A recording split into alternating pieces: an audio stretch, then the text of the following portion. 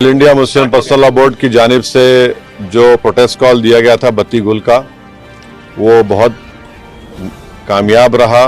गैर मामूली उसका स्पॉन्टेनियस रिएक्शन रहा और ख़ास तौर से तेलंगाना, हैदराबाद और कर्नाटका से जो अभी तक हमारे पास रिपोर्ट्स आ रहे हैं, पूरे लोगों ने बिला लिहाज मज़हब मिल्लत इसका साथ दिया है। मैं उनका शुक्रिया अदा करता हूं।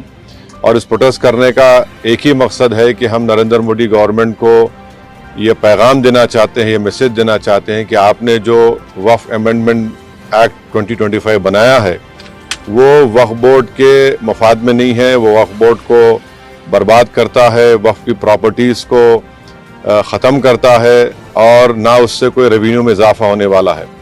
तो ये हमारा प्रोटेस्ट इसीलिए था और क्योंकि जो कानून बनाया गया वो अनकॉन्स्टिट्यूशनल है, हमारे संविधान के फंडामेंटल राइट्स के आर्टिकल 14, 15, 25, 26 और 29 का ग्रेव वायलेशन है। इसीलिए ये प्रोटेस्ट कॉल दिया गया है। आइंदा 1-2 हफ्ते के बाद ह्यूमन चेन का भी प्रोटेस्ट होगा, राउंड टेबल कॉन्फ्रेंस होंगी। तो ये हमारा प्रोटेस्ट उस वक्त तक चलता रहेगा जब तक नरेंद्र मोदी की हुकूमत इस बिल को वापस नहीं लेगी। मैं आप तमाम का शुक्रिया अदा करता हूँ जिन्होंने इस बत्ती गुल प्रोग्राम में हिस्सा लिया।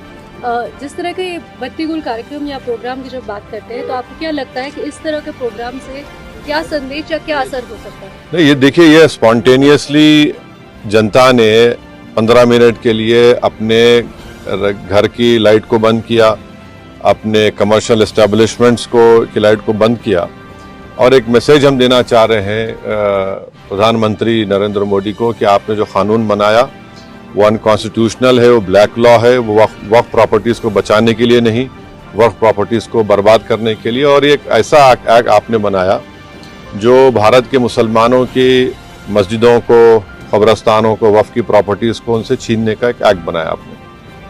जिस तरह का अभी माहौल बना हुआ है देश में, आतंकवादी जो घटना हुई है, आपने भी उसको कंडेम किया है, लेकिन ऐसे हालात में आपको लगता है कि देश में अगर अंदरूनी तौर पर इस तरीके से विरोध होगा? नहीं, देखिए, जहाँ तक पहलगाम में जो हुआ है उसको तो हम आउटराइटली कंडेम कर रहे हैं और करते रहेंगे। और हमने उस टेररिस्ट एक्ट को जिम्मेदार पाकिस्तान की इस्टेब्लिशमेंट, पाकिस्तान की सरकार को खड़ाया है और उन्हीं की पूरी सरपरस्ती में, उन्हीं की तायीद, उन्हीं के सपोर्ट और फाइनेंशियल सपोर्ट से, मिलिट्री ट्रेनिंग से वो आतंकवादी पाकिस्तान से बॉर्डर क्रॉस करके पहलगाम तक आए और वहाँ पर उन्होंने 26 टूरिस्ट को जान ली।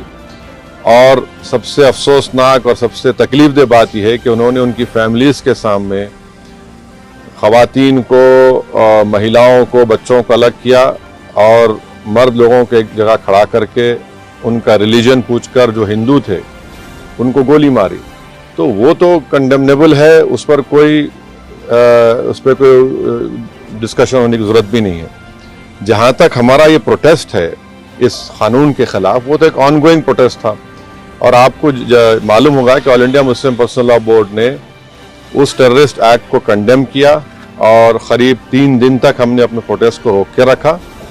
तो ये पहले से तयशुदा प्रोग्राम है। जहाँ तक देश की अखंडता, देश की इंटीग्रिटी की बात आएगी उसमें तो कोई कॉम्प्रोमाइज़ नहीं हो सकता। सर, आज की सबसे बड़ी खबर caste census, national caste census, इस पर आपका क्या कहना है? आपने धन्यवाद भी दिया है। एक तरफ क्रेडिट लेने की बात हो रही है, एक तरफ बीजेपी कह रही है कि तो मैं आपसे रिक्वेस्ट करूँगा, कल सुबह बात करेंगे ना, अपन आराम से बात करेंगे। ठीक है सर, आपका रोड मैप क्या रहेगा आगे के लिए? अब जो all India Muslim personal law board का प्रोग्राम है कि नेक्स्ट मंथ मई में ऐसे ही एक टाइम पर दिन में एक ह्यूमन चेन बनाई जाएगी इस वक्फ अमेंडमेंट एक्ट के खिलाफ और फिर राउंड टेबल कॉन्फ्रेंसेस भी होंगी। तो बकरीद से पहले 6 जून तक ये प्रोटेस्ट प्रोग्राम चलेगा। बाद का program all India Muslim personal law board तय करेगी। कांग्रेस अपनी तरफ से